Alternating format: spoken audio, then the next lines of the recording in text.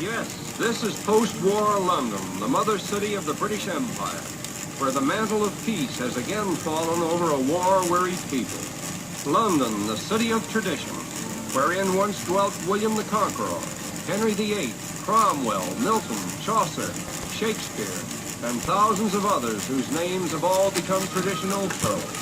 London, the hub of British culture, where the historic Thames still flows uninterrupted on its ancient course, under famous bridges, some old, some new, and some blitz. Yes, there has been a war here, the worst war in the turbulent history of the British Empire, and we will soon see material evidence of it. But the spirit of Britain survives, and the old Union Jack still waves triumphantly over the land. And still stands the old Royal Exchange, originally patterned after the Bourse in Antwerp, and the Bank of England, the financial center of the British Empire, and the famous Marble Arch, which serves as one of the gateways to Hyde Park, where the people of London gather again to praise or condemn the events of the day, or merely enjoy the diversions of a public park.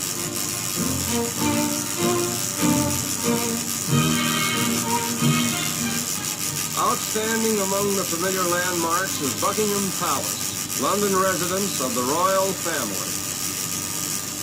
It was originally built by the Duke of Buckingham as a townhouse for himself and later purchased by King George III.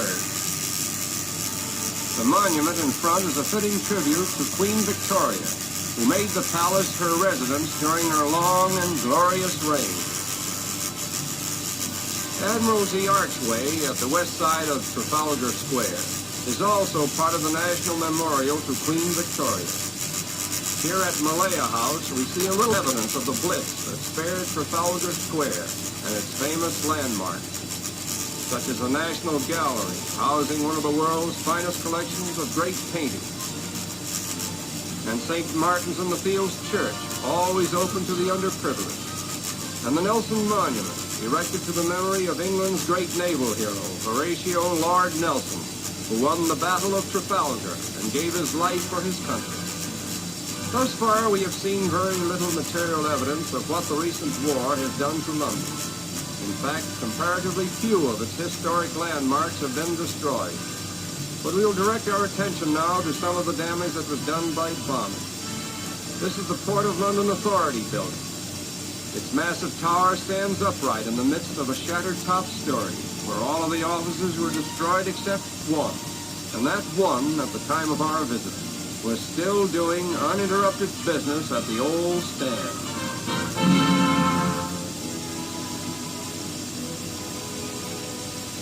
An ancient landmark that was severely blitzed is that section of London known as the Temple, or the Law Courts, once the headquarters of the Knights Templar.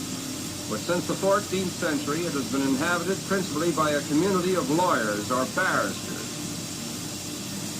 Among the many historic events that have been associated with this hallowed ground was the presentation of Shakespeare's Twelfth Night, in which Shakespeare himself took a leading part with his own players. And this is all that remains of the birthplace of Charles and Mary Lamb, the famous authors and critics who did so much to popularize the plays of William Shakespeare. Verily, there are ghosts in this temple, beyond the reach of bombs. Ghosts that will always live in the memory of mankind. Perhaps the most extreme example of wartime destruction in London may be seen in the vicinity of St. Paul's Cathedral, where entire city blocks were completely bombed out.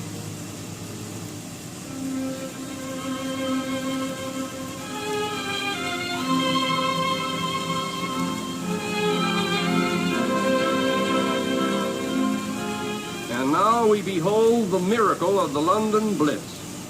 St. Paul's Cathedral, standing upright amidst the ruins around it, standing as it has stood for almost 3 centuries.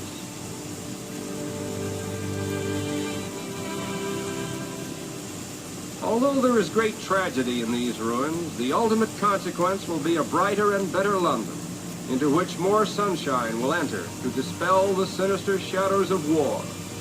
Never again will the decrepit old buildings that once crowded out the majestic Cathedral of St. Paul mar the setting.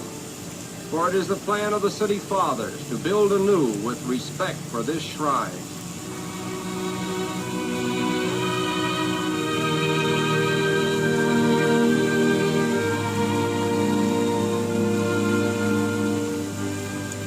A somewhat poetic sidelight on this depressing scene is the colorful wildflowers that grow out of the ashes.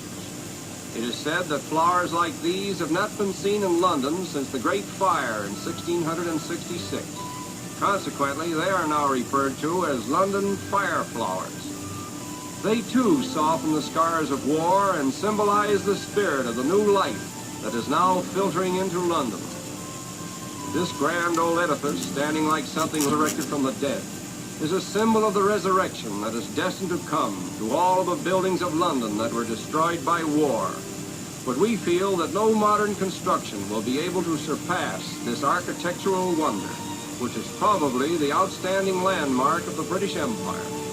Within its sacred tombs lie buried many of the illustrious dead of Britain, but it is to the living that St. Paul's now offers greatest consolation, hope and faith, and things that are here and greater things that are destined to come. The regal pomp of yesterday has returned to London with all its colorful tradition, and the Lord Mayor on this occasion is host to the first British expeditionary force that distinguished itself in the War of 1914, at which time these men made such an impression on the Kaiser during the Battle of the Marne that he referred to them as contemptible, and they have proudly kept the name ever since.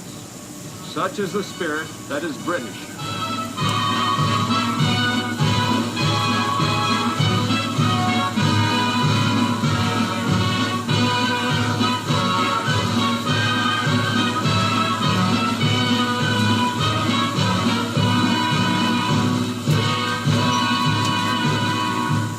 And now let us go for a ride down Piccadilly, where life has taken on a post-war feeling, and the whirl of old London is beginning to assert itself again.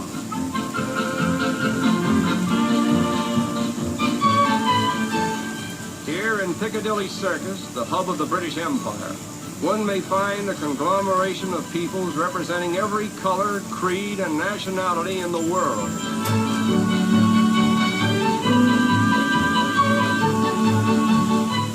During the war, millions of Allied soldiers passed this way, en route to and from the battlefronts of the world.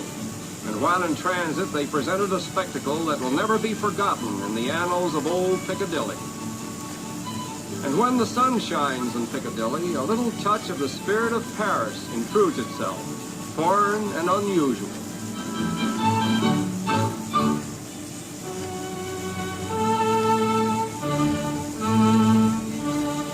Getting back to the traditional, we are inspired by the significance of this institution, in which the Houses of Parliament meet.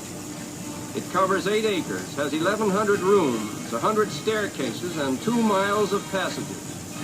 Aside from material proportions, however, we are most impressed by the fact that this is the seat of the supreme government of the British Empire, the mother of parliaments and free nations, elected by universal suffrage, the model for the whole world of representative institutions, the last word in democracy. And while we're on the subject of democracy, it is fitting that we should turn our attention now to a solitary monument that stands within the shadow of the Houses of Parliament and also symbolizes Britain's appreciation for the champions of democracy in all countries. Abraham Lincoln, the American rail splitter, who brought freedom to 3 million slaves. The Great Tower of London, dating back through 9 centuries to the days of William the Conqueror, is another survivor of the war. In conclusion, we rejoice that most of the cherished old landmarks and institutions of London have escaped the horrors of war, for without them, the civilized world would be deprived of a price heritage. And it is with this thought that we now conclude our impressions of post-war London.